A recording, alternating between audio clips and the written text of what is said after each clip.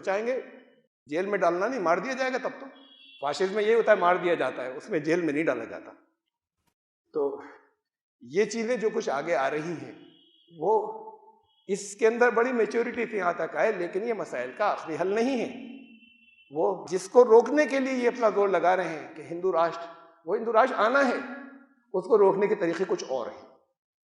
اگر اسے نہیں کیا تو پھر آئندہ، میں یہاں پر کئی مرتبہ اشارے اس کے دے چکا ہوں، اس کی تفصیلات اور دوسری تقریروں میں ہیں میری، اگر اسے نہیں دیکھا تو پھر یہ اچھے میچور فیصلے یہاں تک آئے ہیں، لیکن ابھی قرآن کو درمیان میں نہیں لایا گیا۔ ہمیں وہاں سے کیا ہدایت ان حالات کے اندر ملتی ہے، ہمیں کیا کرنا تھا؟ کاش یہ ان کی میچورٹی اس جگہ تک آ جائے کہ اسے لے آئیں درمیان میں، وہ چاہے خواتین ہوں اور وہ چاہے مرد ہوں، تو پھر ابھی کچھ ہو سکتا ہے، کچھ ہو سکنے کا امکان ہے، جو ان کی ڈیڈ لائن ہے وہاں تک جانے سے پہلے۔ اور نہیں آتا سمجھ میں تو بہرحال جو کچھ اللہ کے نوشتے میں وہ یہ ہے، یہ تقدیر معلق کہلاتی ہے۔ اگر یہ کیا تو اب، ورنہ 40 سال بعد۔ ان سے کہا تھا بنی اسرائیل سے، ابھی جاؤ اس بستی کو لے لو، تمہارے لیے لکھ دی اسرائیل کو۔ انہوں نے کہا کہ یہ تو بڑے خطرناک لوگ ہیں، جنگ ہوگی، ہم وہاں جائیں گے۔ وہ حضرت موسیٰ سے کہا تم اور تمہارے بھائی ہارون جا کر اپنے خدا کی مدد سے ان سب کو قتل کروا دو، اللہ تو سب کر سکتا ہے، ہم یہاں بیٹھے پھر ہم آ جائیں گے۔ تو پھر 40 سال اللہ نے سزا دی کہ یہ کہہ رہے ہو خطرناک ہے، جب ہم نے کہا تھا لکھ دی تمہارے لیے، جب اس قوم کو لکھ دیا تمہارے لیے تو تم یہ سمجھ رہے ہو خطرناک ہیں؟ جو آگے بڑھیں گے انہی کے پاس خطرہ نہیں ہوگا۔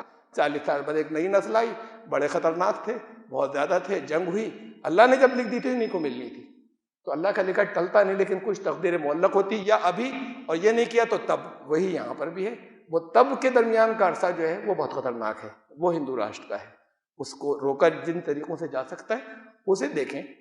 ہمیں ہندوؤں سے کوئی نفرت نہیں ہے، ہندو تو بہت اچھے لوگ ہیں، ہمیشہ بہت اچھے تھے، بہت جسے سہیشنوتا تک کہتے ہیں بہت تھی ان کے اندر، لیکن یہ ہندوتو جو ہے یہ ان کو پلیوٹ کرتا چلا جا رہا ہے۔ اور ہمارا مسلمانوں کا جو طرز عمل ہے وہ اس نے کوئی اچھا رول پلے نہیں کیا ہے، اس نے ان کے ہمارے جو فیصلے اب تک رہے وہ ان کے ذہنوں کو مدد ملی ہے ان کو پلیوٹ کرنے کے اندر، ان چیزوں کو استعمال کر کے، جس کی وجہ سے یہ کھائی بڑھتی چلی جا رہی ہے، اور ہندوازم سے وہ ہندوتو میں آتے چلے جا رہے ہیں۔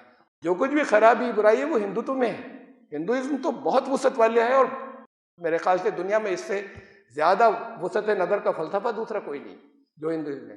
جو زبان سے کہتے ہیں کہ ہندوؤں میں بڑی سہیشنوتا ہے، تو تھی کبھی بہت قریب کے دور میں، اب وہ بدلتی چلی جا رہی ہے بڑی تیزی کے ساتھ میں۔ ہندوتو میں وہاں سہیشنوتا نام کی کوئی چیز نہیں ہے، وہاں پہ دھرم نام کی بھی کوئی چیز نہیں، دھرم کو تو ایک آڑ بنایا جاتا ہے، وہاں دھرم نام کی کوئی چیز نہیں ہے کہ وہ دھرم کے اسکرپچرز کو لے لیں، دھرم پر بات کر لیں۔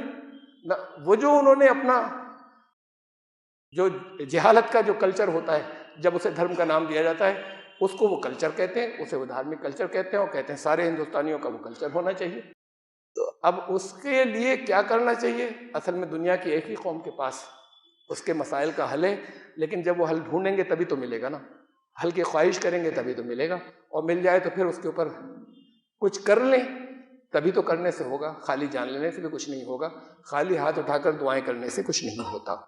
اللہ کے یہاں پہلے اپنی ذمہ داری پورا کی جاتی ہے، پھر اللہ کا فضل کام آتا ہے اور اللہ سے مدد مانگی جاتی ہے اور اللہ کی مدد ملتی ہے۔ لیکن ایسے کسی کی مدد نہیں ہوتی خالی ہاتھ اٹھانے سے کہ ہم کچھ نہیں کر رہے، یا ہم جو گائیڈنس ملی ہے اس کے خلاف کرتے جا رہے ہیں اور اللہ سے ہاتھ اٹھا کر مانگتے چلے جا رہے ہیں۔ اللہ تعالیٰ ذرا فہم عطا کرے، لوگوں کو جاننے کا سلیقہ سکھا دے، لوگوں کے ذہنوں کے اندر یہی آ جائے کہ جن کی سمجھ میں نہیں آیا ہے وہ نکل کر معلومات کریں کہ کیا کہا تھا، کرنا کیا ہے۔ جہاں پر تفصیلات نہیں آئیں، تفصیلات میں تو 3 گھنٹے لگیں گے۔ ایسا نہیں ہے کہ میں اگر تھوڑا سا وقت آگے بڑھا کے 15-20 منٹ اور کہہ دوں تو ہو جائیں گی۔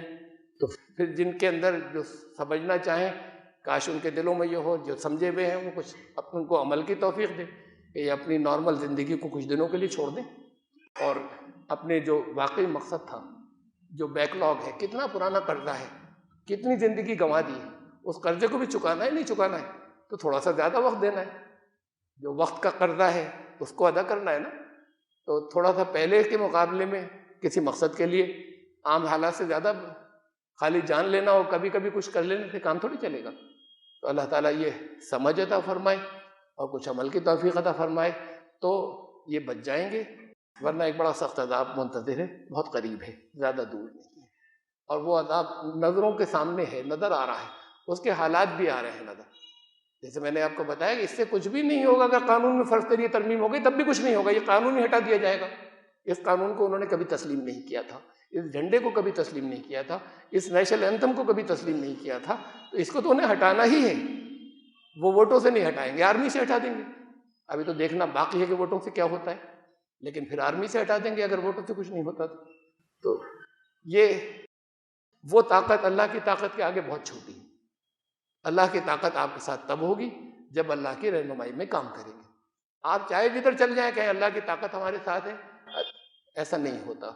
اس کا قانون انہی لوگوں کی مدد کرتا ہے. ان تنصروا اللہ ینصرکم، تم کرو اللہ کی مدد.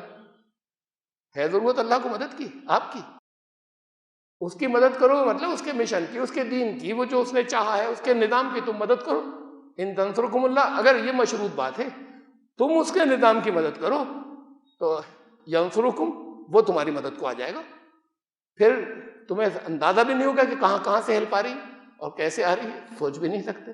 یہ کنڈیشنل ہے. یہ ایسا نہیں کہ کسی گھر میں پیدا ہو گیا اب اللہ کی مدد فرض ہو گئی اور ہم تو اللہ کے چہیتے ہو گئے. یہ تو یہودی کہا کرتے تھے کہ ہم اللہ کے چہیتے ہیں.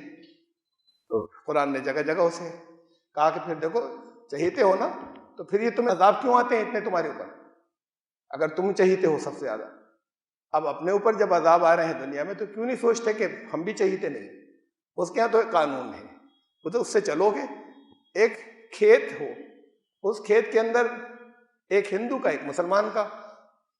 اب مسلمان تو جا کے بیج بکھرا کے چلے آ کے کونے میں بیٹھ جائے اور پھر 3 مہینے دعائیں کرتا رہے، اور ہندو روز نکلے اور کبھی نرائی کر رہا ہے جب وقت کے اوپر جو ہے وہ اس کے جتائی کرنے کے بعد اور پھر اس کے اندر وقت پہ کھاد دے رہا ہے، اس نکل رہا ہے، کیڑے مکوڑوں کو ہٹا رہا ہے، کوے کو ہٹا رہا ہے، ہر بال کو اٹھا کے اور ہر پتے کو اٹھا اٹھا کے دیکھتا ہے کہاں کیا کمی ہے. اور وہ 3 مہینے اس نے یہ کیا، فصل کس کی پکے گی؟ یہ جو 3 مہینے وہاں کونے میں بیٹھ کے دعا کر رہا تھا اس کی فصل پکے گی. یہ بھی وہی کرتا اور پھر دعا کرتا، اللہ کا فضل بھی ساتھ میں رہتا. تو اصل میں تو جو قانون ہے اس پر تو پہلے عمل کرنا ہے، پھر اللہ کا فضل مانگنا ہے، پھر دعائیں بھی ساتھ دیتی ہیں. اللہ تعالیٰ سب کو ایک فہم عطا فرمائے اور صحیح راستے کی طرف رہنمائی فرمائے. بارک اللہ لنا و لکم فی القرآن العظیم انہ تعالی جواد کریم.